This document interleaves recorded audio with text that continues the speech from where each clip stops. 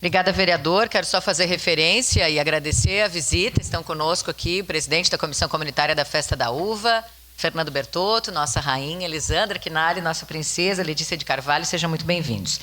Seguimos, então, nesse momento em declaração de voto. Vereadora Estela Balardim. Muito obrigada, senhor presidente. Um bom dia a todas e a todos. Parabéns, vereador Rafael Bueno, pela criação dessa comissão.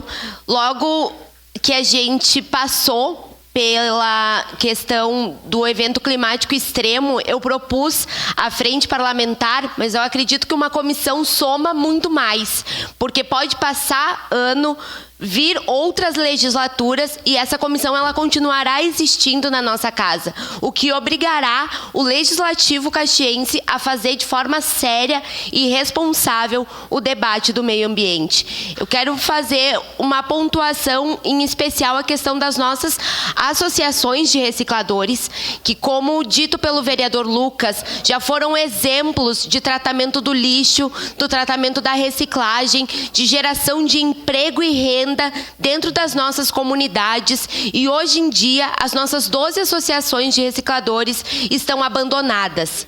Essa questão também diz respeito ao meio ambiente. Quando a gente fala em habitação, onde a gente tem mais de 200 áreas de risco no nosso município, a gente também fala de meio ambiente. Então, entender a pujança e a importância dessa comissão, porque ela trabalhará de forma intersetorial, passando por diversas áreas, por diversas pastas, porque a gente precisa falar de habitação quando a gente fala de meio ambiente, porque a gente precisa falar de geração de emprego e renda quando a gente fala das associações de recicladores, e porque a gente precisa sempre dialogar com a ciência, dialogar com aquilo que a gente tem de avanço, de estudos científicos e que podem nos mostrar saídas preventivas, para que a gente não tenha só que remediar situações de eventos climáticos extremos, mas para que a gente possa prevenir a nossa cidade, que a nossa cidade sirva de exemplo para o restante do estado. Muito obrigada.